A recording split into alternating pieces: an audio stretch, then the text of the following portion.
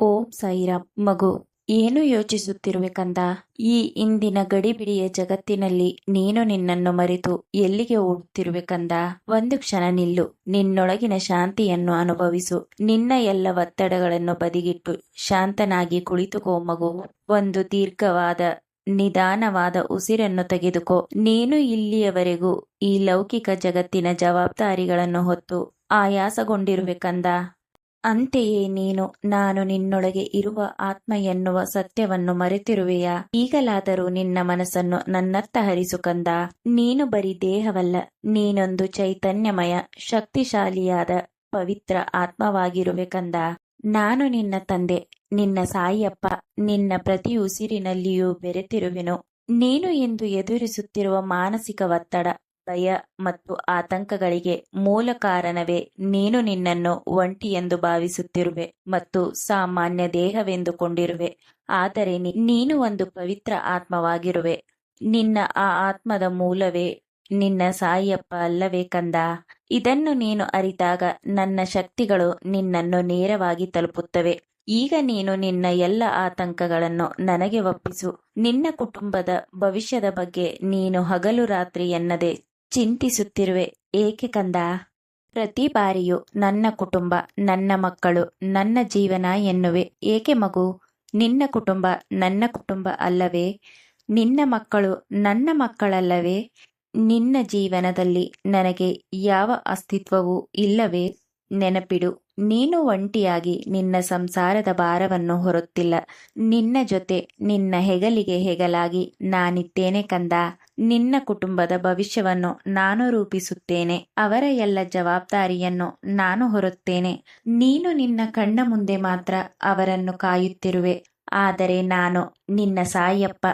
ಅವರು ಹೋದಲ್ಲಿ ಬಂದಲ್ಲಿ ಅವರ ರಕ್ಷಕನಾಗಿ ಬೆನ್ನ ಹಿಂದೆಯೇ ನಿಂತಿರುವೆನು ಕಂದ. ನೀನು ಅವರಿಗೆ ಔಷಧಿಯನ್ನು ಕೊಟ್ಟು ಅವರ ಸೇವೆ ಮಾಡುತ್ತಿರುವೆ.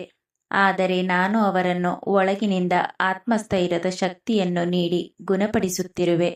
ನೀನು ಅವರ ನಾಳೆಯ ಭವಿಷ್ಯದ ಭದ್ರತೆಯ ಬಗ್ಗೆ ಯೋಚಿಸುತ್ತಿರುವೆ. ಆದರೆ ನಾನು ಅವರನ್ನು ಹೇಗೆ ಆ ಭದ್ರತೆಗಾಗಿ ಹೋರಾಡಬೇಕು ಎನ್ನುವ ಪಾಠವನ್ನು ಹೇಳಿಕೊಡುತ್ತಿರುವೆ. ನೆನಪಿರಲಿ, ನೀನು ಇಲ್ಲಿ ಕೇವಲ ನಿಮಿತ್ತ ಮಾತ್ರ. ಆದರೆ ನಿನ್ನ ಸಂಸಾರವನ್ನು ಕಾಯುವವನು ನಾನೇ ಆಗಿರುವೆನು. ಈಗಲಾದರೂ ನಿನ್ನ ಚಿಂತೆ ಮತ್ತು ಕಷ್ಟಗಳೆಲ್ಲವನ್ನು ನನಗೆ ಒಪ್ಪಿಸು ಕಂದ. ನಿನ್ನ ಸಂಸಾರವನ್ನು ನಾನು ಕಣ್ಣಿನ ರೆಪ್ಪೆಯಂತೆ ಕಾಯುವೆ. ನಿನ್ನ ಮನೆಯ ಮೇಲೆ ನನ್ನ ಆಶೀರ್ವಾದದ ಹಸ್ತ ಸದಾ ಇರುತ್ತದೆ. ನಿನ್ನೆಲ್ಲ ಕುಟುಂಬದ ಸುಖ, ಶಾಂತಿ, ಅವರ ವಿದ್ಯಾಭ್ಯಾಸ, ನೆಮ್ಮದಿ, ಆರೋಗ್ಯ ಇವೆಲ್ಲವೂ ನಿನ್ನನ್ನು ಕಾಡುತ್ತಿವೆ. ನೀನು ಹೆದರಬೇಡ. ನಾನು ನಿನ್ನ ಕುಟುಂಬದ ಮೇಲೆ ಆಶೀರ್ವಾದದ ಕೊಡೆಯನ್ನು ಹಿಡಿದು ನಿಂತಿರುವೆನು. ನನ್ನನ್ನು ನಂಬು.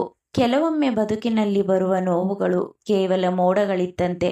ಸೂರ್ಯನ ಮುಂದೆ ಮೋಡಗಳು ಕರಗುವಂತೆ ನನ್ನ ಮುಂದೆ ನಿನ್ನೆಲ್ಲ ನೋವುಗಳು ಕರಗಿ ಹೋಗುವವು. ಧೈರ್ಯವಾಗಿರು. ನಿನ್ನ ಬದುಕಿನ ಸುಖದ ಹೊಸ ಮುಂಜಾವು ಹತ್ತಿರದಲ್ಲಿಯೇ ಇದೆ. ಈಗ ನಿನ್ನ ಜೀವನದಲ್ಲಿ ಬಂದಿರುವ ಬಿರುಗಾಳಿಯು ನಿನ್ನ ಹಳೆಯ ಕರ್ಮಗಳ ಹತ್ತಿಕ್ಕುವಿಕೆಗಾಗಿ ಮಾತ್ರ. ನೀನು ಯಾವ ಕ್ಷಣ ನನ್ನಲ್ಲಿ ಶರಣಾದೆಯೋ ಆ ಕ್ಷಣವೇ ನಿನ್ನ ಕೆಟ್ಟ ಕರ್ಮಗಳ ಪಾಪಗಳೆಲ್ಲವನ್ನು ನಾನು ನನ್ನ ದುನಿಯಲ್ಲಿ ಹಾಕಿ ಸುಟ್ಟಿರುವೆನು ಕಂದ. ಅದು ಪವಿತ್ರ ಉದಿಯಾಗಿ ಸಿದ್ಧವಾಗಲು ಸ್ವಲ್ಪ ಸಮಯ ಬೇಕಿದೆ. ನೀನು ತಾಳ್ಮೆಯಿಂದ ಆ ಸಮಯಕ್ಕಾಗಿ ಕಾಯಬೇಕು ಕಂದ. ಈಗಲಾದರೂ ನನ್ನನ್ನು ನಂಬುವೆಯಾ? ನಿನ್ನ ಭಾರವನ್ನು ನೀನು ತಲೆಯ ಮೇಲೆ ಹೊತ್ತುಕೊಳ್ಳಬೇಡ.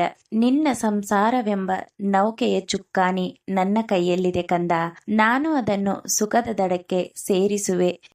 ನೀನು ಕೇವಲ ಪ್ರಾಮಾಣಿಕನಾಗಿ ಪ್ರೀತಿಯಿಂದ ನಿನ್ನ ಕರ್ತವ್ಯಗಳನ್ನು ಮಾಡು. ನಿನಗೆ ಯಾವ ಕ್ಷಣ ಎಲ್ಲವೂ ನಿನ್ನ ಕೈ ಮೀರಿ ಹೋಗುತ್ತಿದೆ ಎನಿಸುವುದೋ ಆ ಕ್ಷಣವೇ ನಾನು ನಿನ್ನ ಜೀವನದ ಬಂಡಿಗೆ ನಿನ್ನೆಲ್ಲ ಭಾರವನ್ನು ಹೊತ್ತು ಸಾರಥಿಯಾಗಿ ನಿಲ್ಲುವೆನು ಮಗು. ನಿನ್ನ ಚಿಂತೆ ಮತ್ತು ನೋವುಗಳನ್ನು ನಿನ್ನ ಮನಸ್ಸಿನಲ್ಲಿ ಭಾರವಾಗಿಸಿಕೊಂಡು ಆ ಭಾರವನ್ನು ನೀನೇ ಹೊತ್ತು ಒದ್ದಾಡದಿರು. ನಾನು ಯಾವಾಗಲೂ ಹೇಳುತ್ತೇನೆ, ನೀನು ನಿನ್ನೆಲ್ಲ ಭಾರವನ್ನು ನನಗೆ ಒಪ್ಪಿಸಿ ನಿಶ್ಚಿಂತನಾಗು. ನಿನ್ನ ಹೊರೆಯನ್ನು ಹೊರುವ ಶಕ್ತಿ ನನಗಲ್ಲದೆ ಮತ್ತಾರಿಗಿರುವುದು ಕಂದ. ಈಗ ನಿನ್ನೆಲ್ಲ ಹಳೆಯ ಕರ್ಮಗಳ ಲೆಕ್ಕಾಚಾರಗಳು ಮುಗಿಯುವ ಸಮಯ. ಮಳೆ ಬಂದಾಗ ಭೂಮಿ ಹಸಿಯಾದಂತೆ ನಿನ್ನ ಕಷ್ಟಗಳೆಲ್ಲವೂ ಕಳೆದು ನಿನ್ನ ಬದುಕು ಮಳೆ ನೀರು ಬಿದ್ದ ಭೂಮಿಯಂತೆ ಹಸಿಯಾಗಿ ತಂಪು ನೀಡುವುದು ಮಗು. ಕಂದ, ಮತ್ತೆ ಮತ್ತೆ ಹೇಳುವೆನು, ನೀನು ಎಂದಿಗೂ ಒಂಟಿಯಲ್ಲ. ನಾನು ನಿನ್ನನ್ನು ಹೊತ್ತು ಸಾಗುತ್ತಿರುವೆನು. ನಿನ್ನ ಕಣ್ಣೀರನ್ನು ನಾನು ಒರೆಸಲು ಸದಾ ಸಿದ್ಧನಿರುವೆನು. ಅಚಲ ವಿಶ್ವಾಸದಿಂದ ನನ್ನನ್ನು ನಂಬು. ಈ ಸಮಯವು ಕಳೆದು ಹೋಗುವುದು ಕಂದ. ಈಗ ನಿನ್ನ ಮನಸ್ಸು ಹಗುರವಾಗಿದೆ. ನಿನ್ನ ಮುಖದ ಮೇಲೆ ಒಂದು ಮಂದಹಾಸ ಮೂಡಲಿ. ನನ್ನ ಪ್ರೀತಿಯ ಕಿರಣಗಳು ನಿನ್ನ ಸುತ್ತ ಸದಾ ಆವರಿಸಿಕೊಂಡಿವೆ. ಅವುಗಳನ್ನು ಅನುಭವಿಸು ಮತ್ತು ಈ ನಿನ್ನ ಸಾಯಿಯಪ್ಪನನ್ನು ಸದಾ ಸ್ಮರಿಸುತ್ತಿರು. ನೀನೆಲ್ಲಿರುವೆಯೋ ನಾನು ನಿನ್ನ ಬೆನ್ನ ಹಿಂದೆಯೇ ಇರುವೆ. ನೀನು ನನ್ನ ಮಗು, ನನ್ನ ಕಂದ. ನಾನು ನಿನ್ನನ್ನು ಯಾವಾಗಲೂ ರಕ್ಷಿಸುತ್ತಿರುವೆನು. ಓಂ ಸಾಯಿರಾಮ್.